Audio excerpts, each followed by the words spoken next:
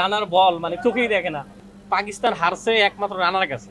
পুরো রানার কাছে কিন্তু পাকিস্তান একা একজন খেলোয়াড় পুরো একা রানার কাছে হারছে। এই আফ্রিদির বল বলেন, অন্যান্য যারা ছিল পাকিস্তানি এত ভালো ভালো বলার, তাদেরকে কোনো পাত্তা দিল না।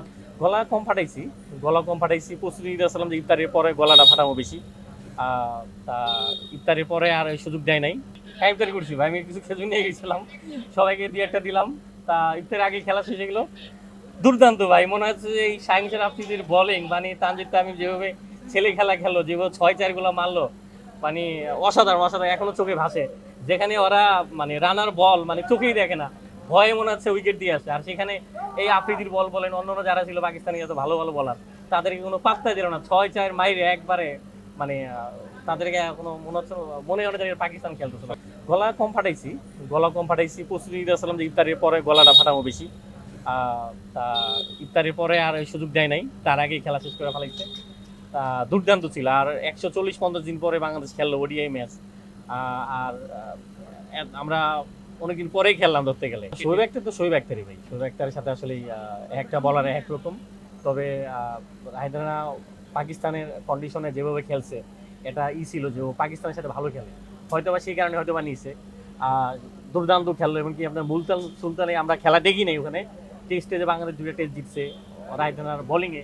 তো সেই পারফরমেন্সটা কিন্তু আজকে মিরপুরে দেখলাম দুর্দান্ত। মানে রেজন আসলো, এসে দেখলাম 8 বলে 0 রান, তারপরে 1 না 2 রান করলো। মানে বল কখনো রেজনের পায়ে লাগে, কখনো বল চোখেই দেখে না। তা দুর্দান্ত ছিল রানার বোলিং।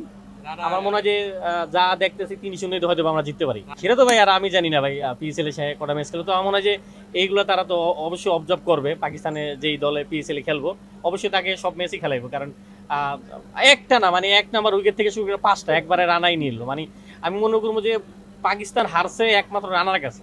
পুরো রানার কাছে কিন্তু পাকিস্তান একা একজন খেলোয়াড় পুরো একা রানার কাছে হারছে। ওই যে বললাম না, মানে আফ্রিদি বলেন, সবাই ছেলে খেলা খেললো ওর বল, মানে মনে হয় না আফ্রিদি, মনে হচ্ছে যে পাড়ার একটা বলার। এইভাবে পিরিয়ড এটা আমাদের জন্য ভালো যে তানজিদ তামিম আসলে আমরা অনেক সময় বলি যে ভালো ভালো বলার আসুক বিপিএলে, ভালো খেলে হয়তো ওখান থেকে শিখবো। কিন্তু এই যে স্পিডে এলো তামিম, আরো তাদের ভালো ভালো বলার ছিল। দুর্দান্ত। আজকে শুরুতেই মনে হচ্ছে এটা ব্যাটিং পিচ। আর যেহেতু 3টা ফাস্ট বোলার নিছে, তো সেখানে অবশ্যই ব্যাটিং পিচ হইব। আর স্পিন হইব না। আগে দেখা যায় যে আমরা স্পিনটা ভালো পারি, ওটাই কাজে লাগে। কিন্তু আজকে একটু রিস্ক নিছে মনে হয়, যে দেখি ফাস্ট বোলার খেলাই। সেটাই হলো, ফাস্ট বোলার দিল। মানে মনে হচ্ছিল যেন আসলে জিম্বাবুও না, এরকম হয়ে গেলো। তা বলা যায় না পরে ম্যাচে কি হইব।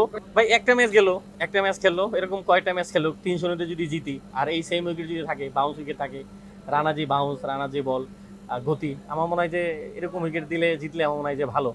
আর আরো খেলা আছে, এই 2-3টা খেলা দিয়ে তো আসলে বলা যাবে না যে, তবে টিমটা ভালো।